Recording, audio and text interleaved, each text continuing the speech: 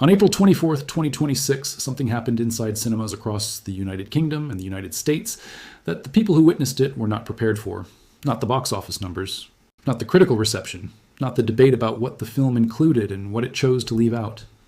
Something happened during a specific scene approximately 90 minutes into the Michael Jackson biopic that audiences have been trying to describe ever since.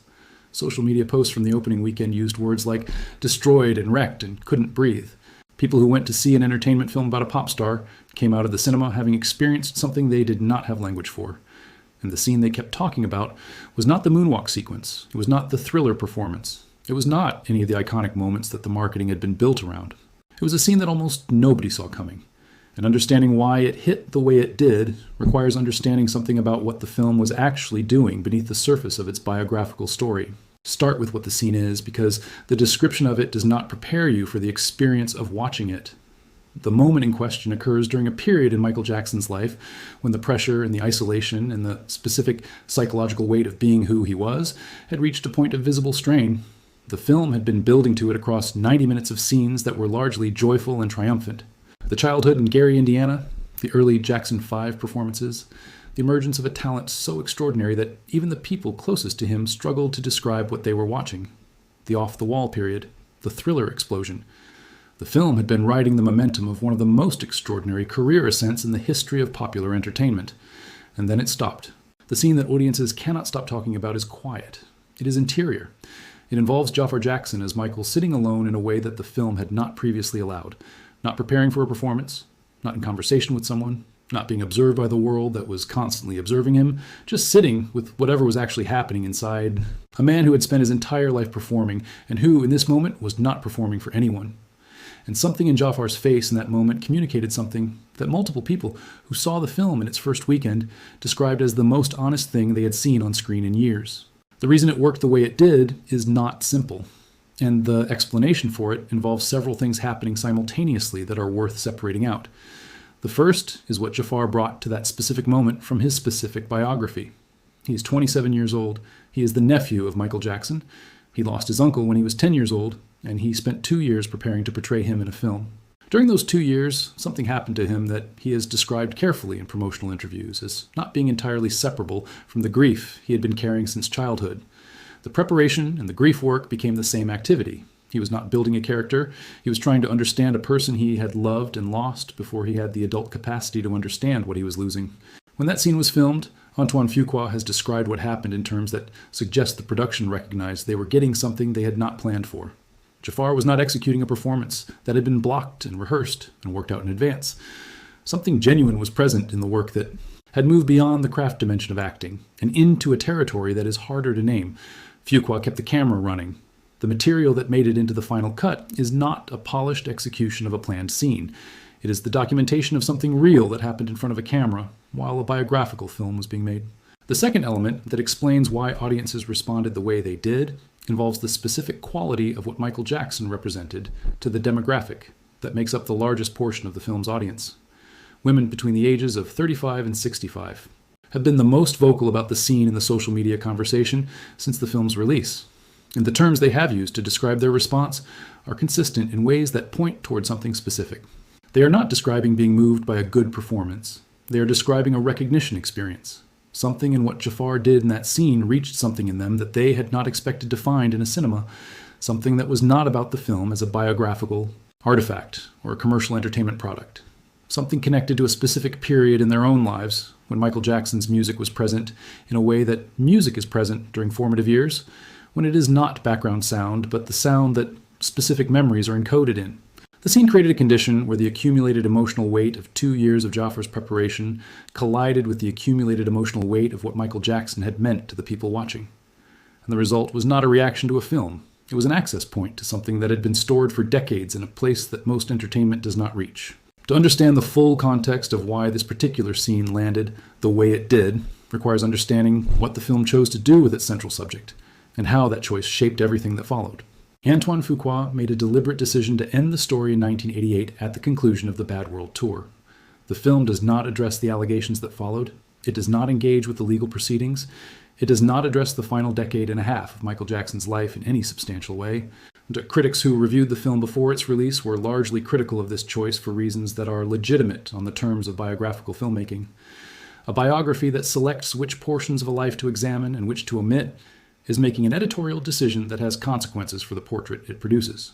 The audience response to this choice has been almost entirely different from the critical response, and understanding the gap between those two reactions is essential to understanding why the scene in question hit the way it did.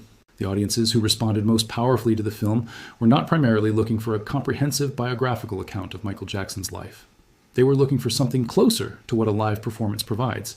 The experience of being in the presence of that music performed with enough fidelity and enough conviction to activate the relationship they had with it during the period of their lives when it was most present. The film's choice to focus on the period when that music was being created meant that the emotional territory the film occupied was the same emotional territory the music had originally occupied for those audiences. The scene that broke people did not work because it provided insight into Michael Jackson's psychology that historical accounts had not previously offered. It worked because it created a space in the film where the performance dimension temporarily fell away and something more direct was visible, a human being alone with the weight of being who he was. And in that moment, the audiences who had carried their relationship with this person's music across decades of their own lives had access to something they had not had before. They were not watching a performance of Michael Jackson. They were watching someone who had loved and lost Michael Jackson, trying to be close enough to him that the people who missed him could feel it. Jafar has spoken about the moment in that scene where he lost the separation between portraying his uncle and actually being present with the memory of his uncle. He has described it as a collapse of the boundary between the professional work he was doing and the personal grief he had been carrying. When that boundary collapsed, what the camera captured was not acting. It was a 27-year-old man in the middle of something private that happened to be occurring on a film set in front of a production crew. The crew's response in the moment was to stay as quiet as possible. People who were present have described a stillness on set during that take that was different from the normal atmosphere of a film production. Not the respectful quiet that crews maintain during sensitive scenes, something more fundamental. A recognition that what was happening in front of the camera required a response that was not professional in character.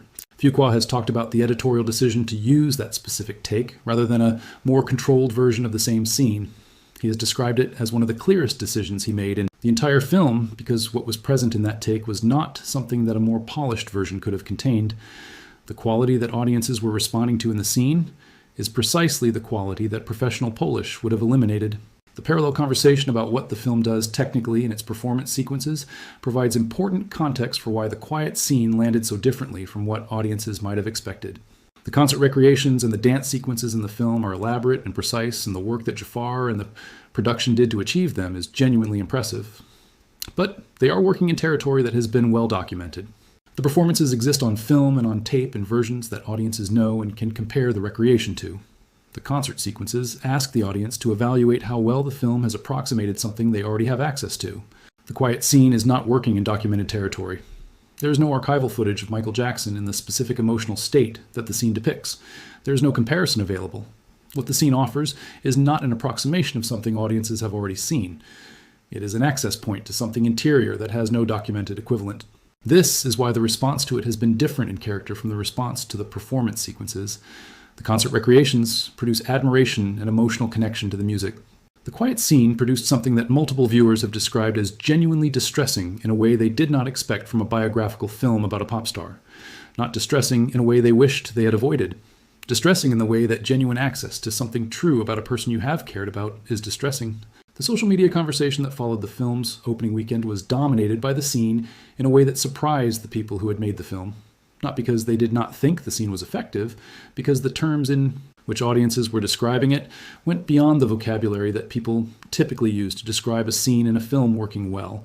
People were not saying it was a great performance or a moving moment in a biographical film. They were saying things that described a personal experience that had happened in the cinema that they were trying to report back from. Women in the primary demographic for the film described specific memories that the scene had activated.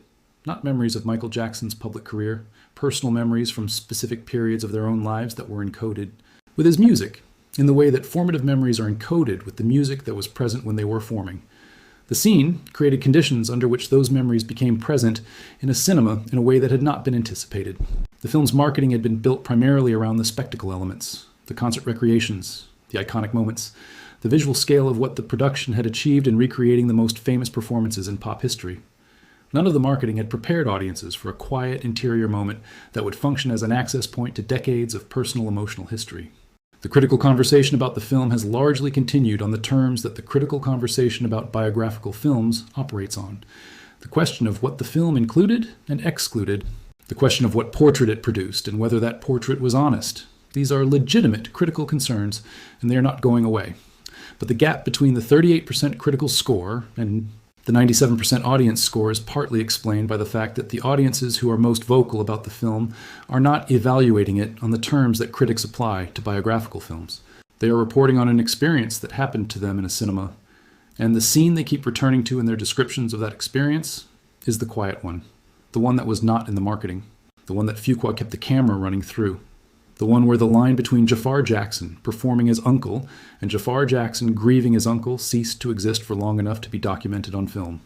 The commercial success of the film has been the story that the entertainment industry has focused on. $977 million worldwide. The record for biographical films. The record for musical biopics. These numbers are real, and they are significant for what they demonstrate about the sustained cultural power of Michael Jackson's music and legacy 17 years after his death. But the number that the film's producers are likely to find most meaningful in retrospect is not the box office figure. It is the audience score. Because the gap between what critics saw in the film and what audiences experienced in it points directly to the scene that cannot be explained through the vocabulary of biographical filmmaking. Jafar's subsequent interviews have circled around the question of what the experience of making the film cost him and what it gave him. He has been consistent in describing both dimensions honestly. The cost was real. 2 years of intensive daily engagement with the person whose death had been one of the formative losses of his life was not a professional challenge, with professional dimensions only. It was a personal undertaking with psychological complexity that the professional preparation could not fully account for. What it gave him, he has described in terms that are harder to make clean. A more complete understanding of his uncle than was available to him as a 10-year-old child. An adult engagement with who Michael Jackson was that his childhood relationship had not been able to provide. And an experience of being as close as a living person can be to someone who is gone. The scene that audiences cannot stop talking about is the evidence of what that proximity produced when it came into contact with a camera. Fuqua recognized it in the moment. The crew recognized it. The audiences who have been trying to find language for their experience of watching it are recognizing something in it that exceeds the category of film scene. It is the documentation of a grief that is specific and private, becoming briefly visible in a way that activated a grief that is general and shared. Millions of people lost someone on June 25, 2009, not someone they knew personally. Someone who was present in their lives through the specific channel that music creates between an artist and the people whose lives it soundtracks. That loss has no clean equivalent in the category of losses that grief language is typically designed to address. It is not the loss of a person you knew, it is something else. Something that the culture has not developed adequate vocabulary for describing. The scene in the film created a space where that something else became present. Jafar's private grief and the audience's particular kind of public grief met somewhere in that quiet moment, and the result was not the experience of watching a scene in a biographical film. It was the experience of being close to someone who is gone. That is what audiences cannot stop talking about. Not because they can fully articulate it, because they cannot. The conversation that is happening in comments and posts and reviews written by people who do not normally write reviews is the conversation of people trying to find language for an experience that the existing vocabulary does not quite fit. Billie Jean is number 1 on Spotify, not in a legacy category or a throwback chart. On the main chart. A song released in 1982, sitting above everything released in 2025 and 2026 by artists who are currently recording and touring and promoting their music. This is the downstream commercial evidence of what the film did. But it is not the same thing as what the film did. The thing the film did was make a scene that a 27-year-old man who lost his uncle when he was 10 years old inhabited with enough honesty and enough grief and enough love that the people who were watching it came out of the cinema having been somewhere they had not expected to go. And 17 years after June 25th, 2009, they are still trying to describe where that was.